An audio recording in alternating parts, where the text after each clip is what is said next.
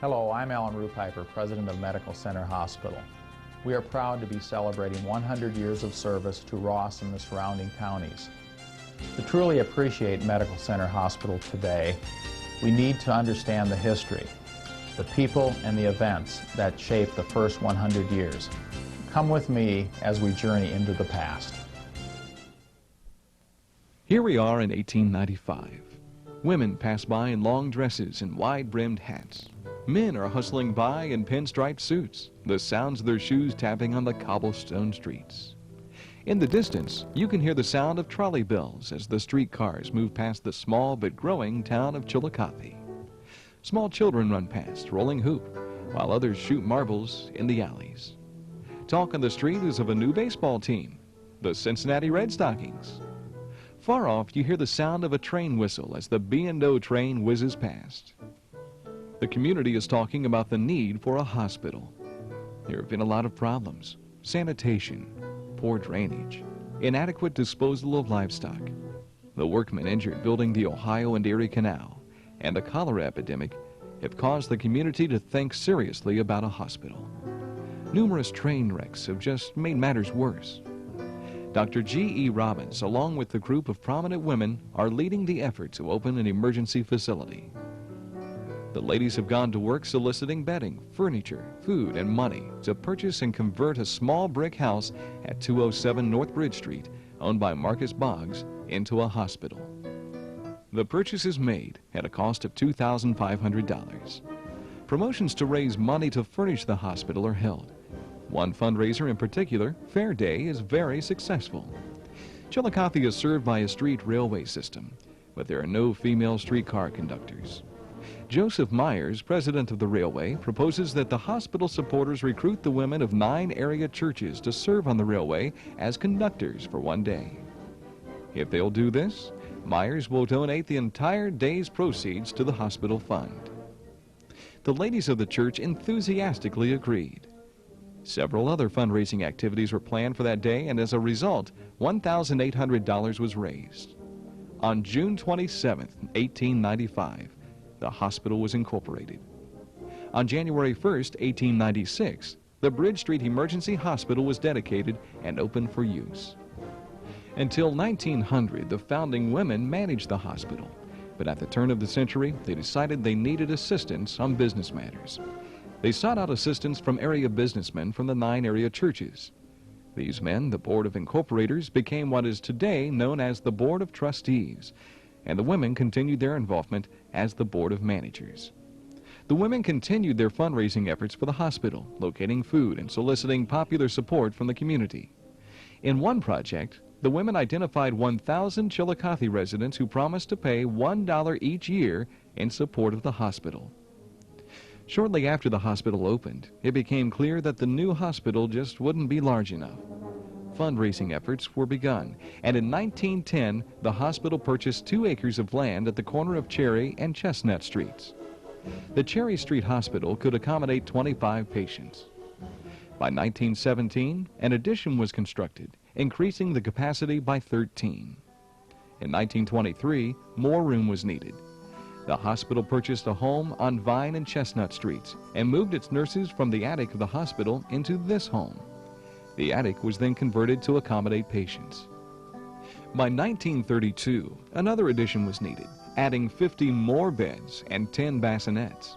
It was around 1932 that the Ohio Department of Health began requiring that new moms and babies be housed in areas separate from other patients, and this new addition allowed us to meet that new requirement. The 1940s brought World War II, and many Chillicothe residents are serving their country overseas.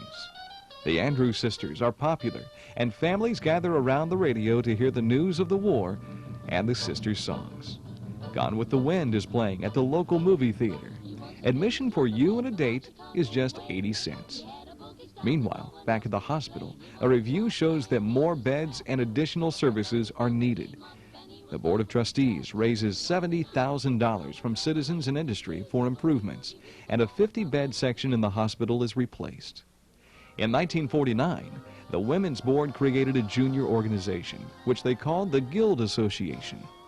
The purpose of the Guild was to promote public relations, to provide service to the hospital, and to raise money. A group of volunteers who at the time chose not to join the Guild became what is today the Volunteer Advisory Council. This volunteer group will continue to serve the hospital through the years until it is formally recognized in 1972.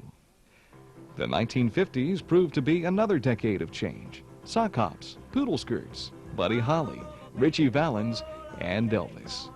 South Pacific, An American in Paris, and From Here to Eternity were box office hits.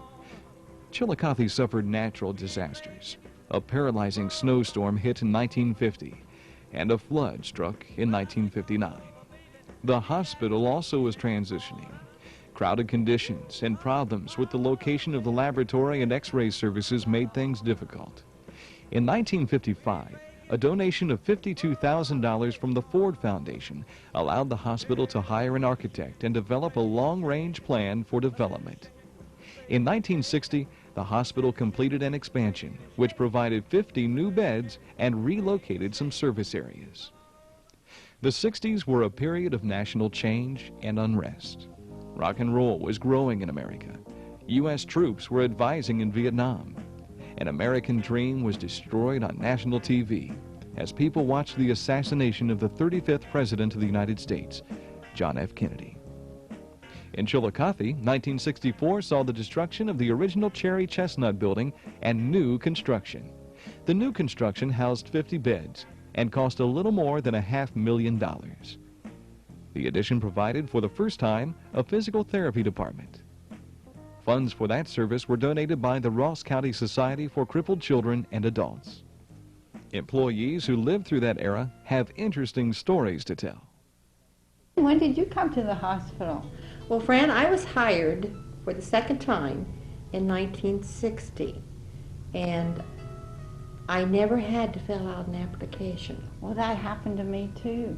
Oh, tell me what happened to you. My son came in for surgery, and the nurses said, can you work? And my husband said yes, and I went home and looked for a babysitter, and they said, come on down, and I came in a little bit, and no application, no orientation, just came ahead and worked. Just called them up and say, I'm ready to start work. What day do you want me? That's and right. And they told me what unit they wanted me to work on, and I appeared. Great. That's the way, it just was very informal It and really was. very hometown. Mm-hmm. Do you remember, Jan, we had to crate the oxygen tanks into the patient rooms? Yes, we had to be very careful that the tanks didn't go empty. I know, and many a time I was running at the last minute to get an oxygen tank, because somehow it got down really quick. And how many times did you take that old wrench and crack that oxygen tank open? Many a time. many and a hoping day. It was full when we did that, yes, too. Yes. And then our oxygen tanks and our crew packs we had for children, we had to put ice in the back, and we had this hose that drained the water, and that hose would get out of the container, and we'd have water on the floor. Not just children, but that happened on adults Did it? too. Yeah. And remember, we're so used to our IV therapy. Here it is, the way it is now, and of course we used to have to mix our own medications. Yes, I remember that. Yes. And I know for pre-op medication, we used to take the narcotic and put it in this little spoon and dissolve it with saline and draw it up in the syringe, and it took quite a while to do of time to do that. But the other thing was that we didn't do IV therapy that much. That was sort of like later into the 60s. Because one of the most common ways of getting fluids into a person was called hypodermoclysis. I know. And we did that they were sometime. ordered, yeah. It was injected into the thighs with very long needle. I know. I was so happy when Angicast came, because with the scalp vein needles, they were so sharp, and if you just moved them a little bit, you'd blow the vein. And I know in pediatrics we had to watch those like a hawk to keep them in place. And the other thing, we're discussing how we cared for patients in the 60s, but late in the 60s, 67, 68, was when coronary care became very prevalent. How many beds did you have, Jan? The original, when we opened up on Old 2 East, we had 26 beds for critical care, 2 of which were 4-bed wards. But we only monitored 4 beds to begin with. And then when we got telemetry, we went up to, it was either 6 beds or 8 beds that we actually could monitor the heart. I never will forget the first patient I ever defibrillated. And, but that was real scary. It was successful. I guess maybe that's why I remember it. Yes. I know in pediatrics we had the premature nursery, and we were right above the OB department in the nursery, and our docs, Dr. Smith, Dr. Flesher, they'd run the babies up the back steps to us without telling us, and they'd say, Fran, here's a little baby, and we'd start working on the baby. Right, OB was on 2nd floor and you were on 3rd floor, and there was a back stairway up that way. Yes. Do you remember, Jan, the clock in the lobby of the hospital? Do I ever remember you have stories the clock. to tell about that? Yeah, the clock is part of my growing up. I was first introduced to that marvelous clock when I was about 5 years old, and it was in the original Cherry Street admitting area. And my sister and I would go over at the end of our day and wait for my mother to get off work. And she would sit on one side of it and I would sit on the other one, and we were catered to. They would bring us scrapbooks and etc. to look at while we waited for Mom to get off work. But the clock has always been part of my growing up. Oh, I know, and I was so pleased when we brought it out to the new hospital. And it's always been in the lobby. It was in the lobby downstairs of this hospital, and it's in the lobby of the new hospital. It's a wonderful piece. Our first pharmacy was built in the 60s. The first time we ever had a pharmacy at Medical Center Hospital, and the first time we ever had a real pharmacist. Before that, the formulary was called the drug room. And then nurses had to go down and get the drugs. And when there was always a nurse in charge that could do that on the 11 to 7 shift. Yes. Actually, the nurse in charge, the house supervisor, was in charge of that, and they were also in charge of the emergency department. If someone came in during the night, then the nursing supervisor that was on responsibility was to care for that patient on that given night. I know when we finally got directors of pharmacy, directors of cardiopulmonary, I was so excited to see these people come because they took a lot of load off the supervisors. Yeah, it's been a major change, but always for the better. Sure was. Yeah. When we came to the new hospital, we thought we died and went to heaven. We certainly did. Wonderful. Number one, our ICU went down from like 26 beds to 14. And it was, everybody was able to be monitored once we made the move. Yeah, so a lot of advances. we were very excited about moving out here.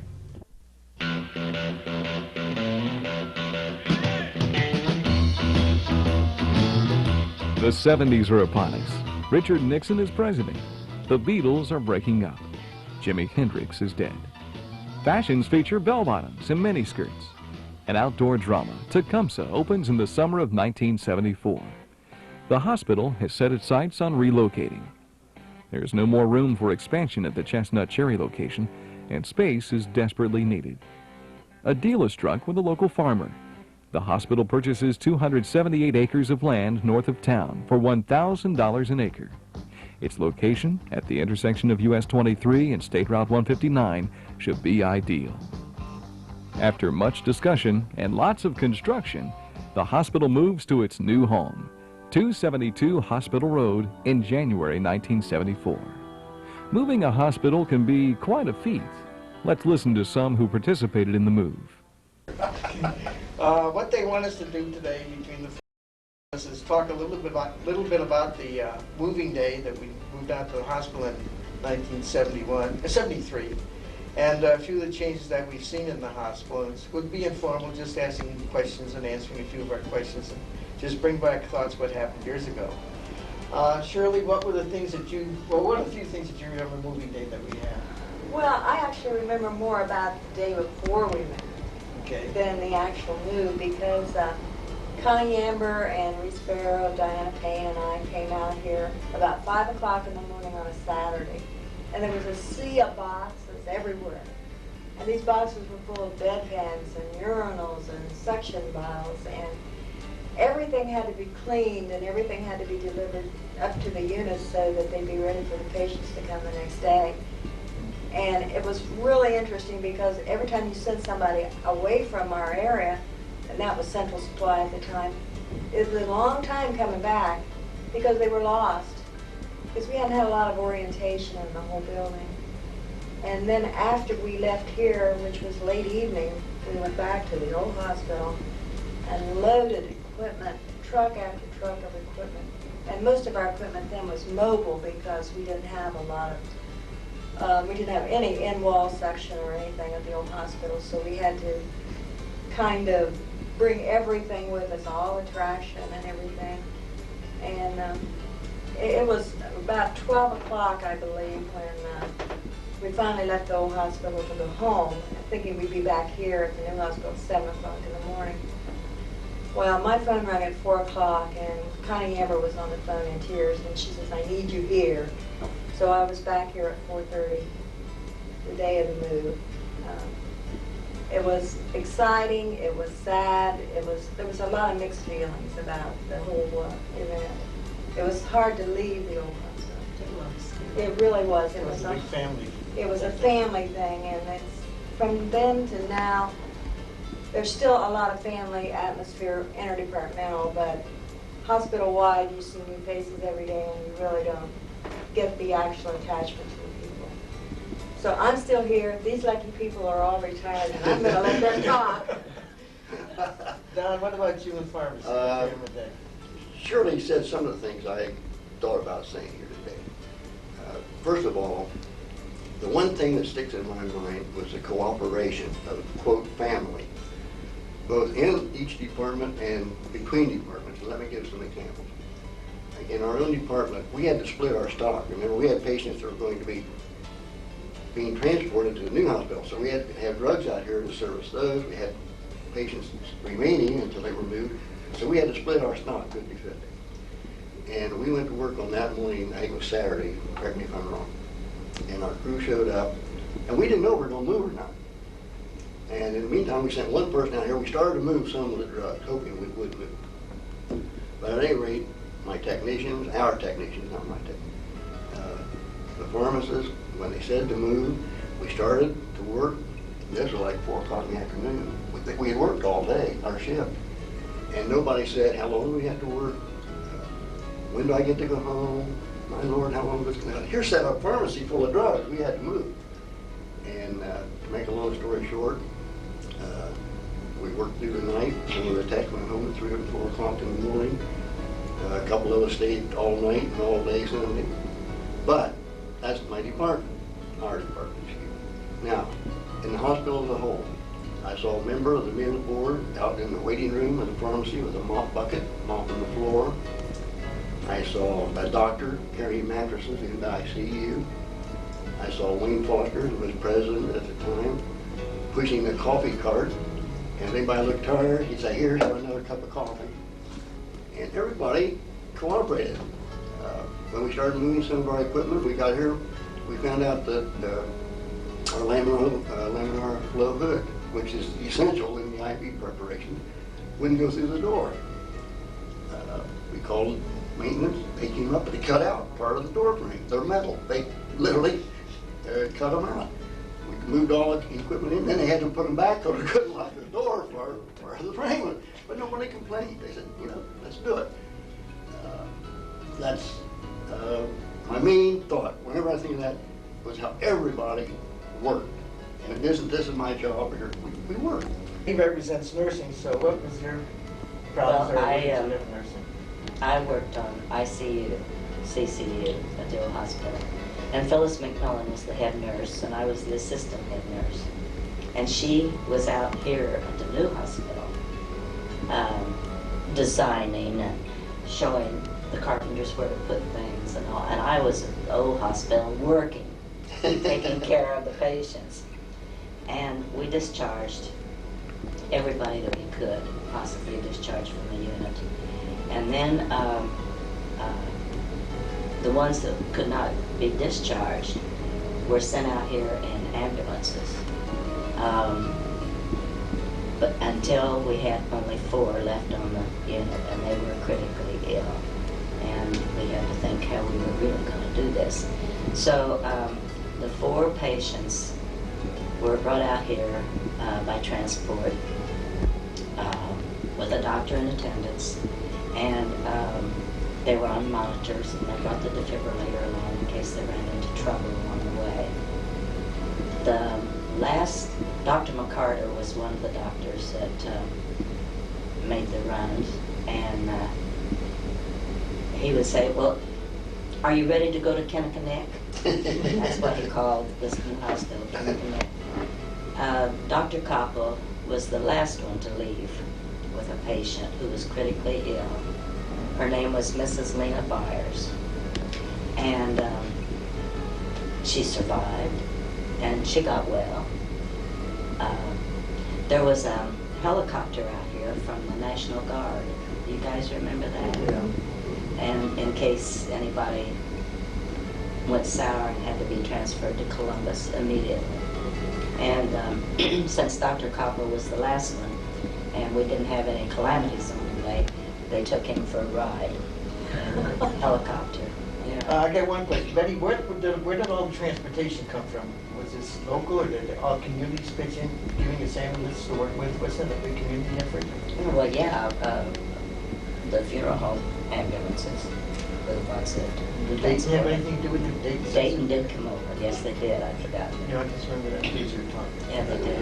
And Howard, we had trucks, we had volunteers, I believe, everybody in town that had a truck that would haul major equipment, volunteered and helped haul truckload after truckload of things out here. Was it a fact or was it a rumor that after long about, I think it was 2 o'clock in the morning, you know, the memory fails on the exact time, but mid-morning, after midnight, the rumor started that, hey, we might have to move back because the inspector had not inspected the plumbing or the sewer line or something. Does anybody remember anything about that? I remember the rumor, yes. I don't know if that was a fact or a fiction, but you know, everybody. I think it was close to midnight. After about 12 or 1 o'clock, you know, up to that point, you were tired. After that, the adrenaline kicked in, and it got to be not a contest, but it was an attitude of, hey, let's show you people we can move this hospital, you know? And after we got moved in, everybody was here safely. Dr. Koppel ordered pizza, and we all had pizza. And then later on in the night, Dr. Hickman brought us non-alcoholic champagne. And we've hated him ever since. Now it's your turn. Okay, well, I talked from the laboratory aspect. We had everything pretty much packed, but we were not allowed to move until everybody had been moved out of the regular hospital. We still had to keep some of our equipment set up for stats like Don said. He had a crew working out here, and we had a crew working back in the hospital. And we were waiting to be moved, and they had to give us a phone call. Gordon was out here, and between 1 and 2 that afternoon, we got the phone call to move. So it was like a big mad exodus getting out of the lab.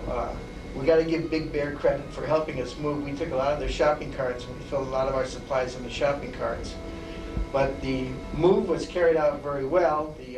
When I came out, I was on the back of the station wagon holding 2 CO2 tanks so they wouldn't keep bumping into one another. And then we get out here, as Don said, it was a family effort. There were family and friends waiting for us at the laboratory to get everything moved in. And each supervisor had people helping them in their area, and then we got moved in.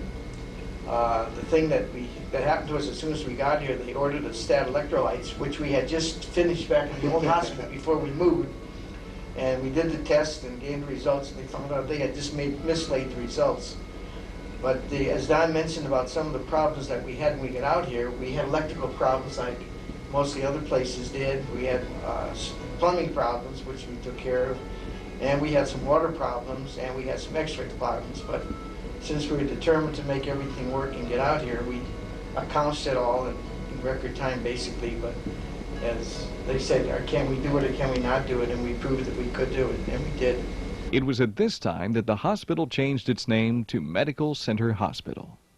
Mid-1980s found the healthcare market and healthcare financing changing rapidly. Many hospitals found themselves well prepared to meet those changes and challenges. However, Medical Center Hospital found itself ill-prepared to do so. In 1986, the Board of Trustees engaged First Boston Corporation to help the hospital assess its strengths and weaknesses, to take a look at the direction and the path it needed to take to restore its financial health. As part of that process, Mount Carmel Health was selected as the affiliate partner of Medical Center Hospital, and with that, Alice O'Brien was selected as the hospital's CEO. During the mid to late 1980s, through the leadership of Alice O'Brien, the hospital's financial and clinical health was restored. In 1983, 15 more beds were added to create an inpatient psychiatric unit. The hospital was then at 245 beds. In 1986, because of rapid changes in healthcare delivery, the hospital became affiliated with Mount Carmel Health of Columbus. In 1989, to better meet the needs for outpatient services, the hospital began a $419 million renovation and expansion project. The expansion was funded by the sale of bonds. The grand opening of the new area was September 24, 1991.